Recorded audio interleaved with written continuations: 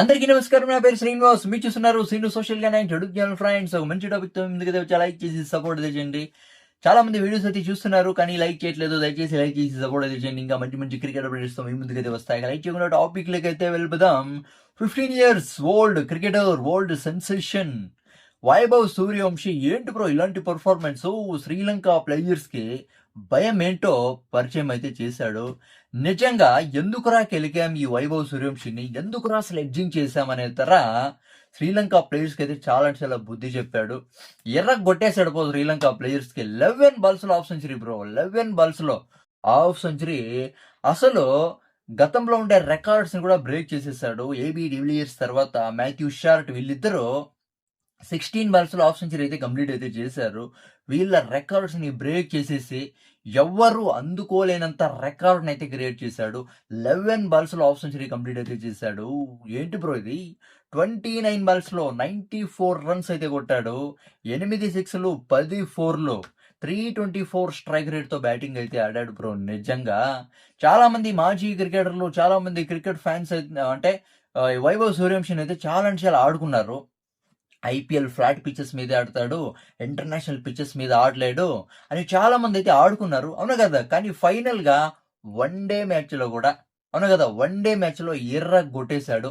వీళ్ళందరి నోరు మోయించాడు ఒక వైభవ్ సూర్యవంశి, అవునా కదా? లీగ్ స్టేజ్ మ్యాచెస్ లో అందరూ ఆడతారు బ్రో, అవునా కదా?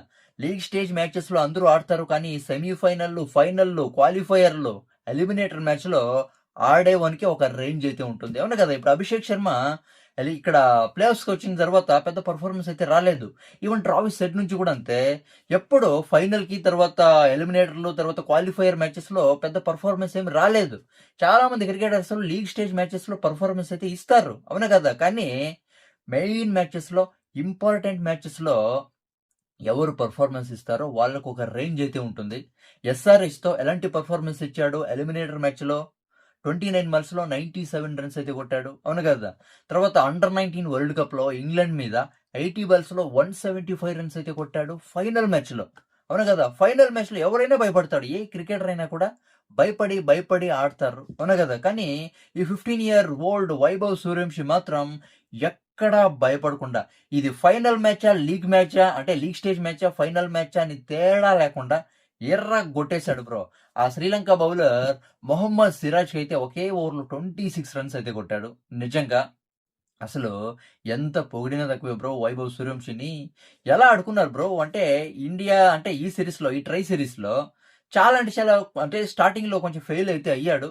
అయినా చెప్పాను ఏదో ఒక రోజు కొడతాడు, పక్కా కొడతాడు. ఎవరెవరు వైభవ్ సూర్యవంశిని ఆడుకుంటున్నారో, స్లెడ్జింగ్ చేస్తున్నారో వాళ్ళకంతా వాళ్ళ నోరుని మూయిస్తాడని అయితే చెప్పాను, అవును కదా? ఫైనల్గా ఇంటర్నేషనల్ పిచ్చెస్లో కూడా నాకు ఐపీఎల్ ఫ్లాట్ పిచ్చెసే కాదు, ఇంటర్నేషనల్ పిచెస్ మీద కూడా ఆడతాను, కొడతానని అయితే ప్రూవ్ అయితే చేశాడు. 11 బాల్స్ హాఫ్ సెంచరీ ఏంటి బ్రో, అవునా కదా? శ్రీలంక ప్లేయర్స్కి అయితే నిజంగా గడ్డి తినిపించాడు. అసలు భయం అంటే ఏంటోనైతే శ్రీలంక ప్లేయర్స్కి అయితే పరిచయం చేశాడు వైభవ్ సూర్యవంశి, అవునా కదా? అంటే ఏదో ఒక మ్యాచ్లో ఆడేసి సైలెంట్గా ఉండిపోయేది కాదు, రకం కాదు వైభవ్ సూర్యవంశిది. మెయిన్ మ్యాచెస్లో, వెరీ ఇంపార్టెంట్ మ్యాచెస్లో కూడా బౌలర్స్కి ఎక్కడా భయపడకుండా చాలా అంటే చాలా ఇంపార్టెంట్ మ్యాచెస్లో పర్ఫార్మెన్స్ అందిస్తున్నాడు. చాలా మంది ఫైనల్లో, సెమీఫైనల్ ఇలాంటి మ్యాచెస్లో ఫెయిల్ అయితే అవుతారు కానీ వైభవ్ సూర్యవంశికి ఫైనల్లో, సెమీఫైనల్, ఎలిమినేటర్ మ్యాచెస్లో, ఇంపార్టెంట్ మ్యాచెస్లో ఎక్కడ లేని ఎనర్జీ అయితే వచ్చేస్తుంది, అవునా కదా? నిజంగా మెచ్చుకోవాల్సిందే వైభవ్ సూర్యవంశిని. వన్ డే మ్యాచెస్లో కూడా హిస్టరీ అయితే క్రియేట్ అయితే చేశాడు. అసలు ఇది వన్ డే మ్యాచ్ అని ఎక్కడా మనకైతే గుర్తయితే రాదు. T20 మ్యాచ్, అవునా కదా? T20 అనే కన్నా T10 మ్యాచ్ అనే అనుకోవచ్చు, అవునా కదా? ఇది one day match bro. One day match అని వైభవ్ సూర్యవంశికి అయితే అనిపించలేదు. ఒక T20 గేమ్ని మైండ్లో పెట్టుకొని అయితే కొట్టేశాడు, అవునా కదా?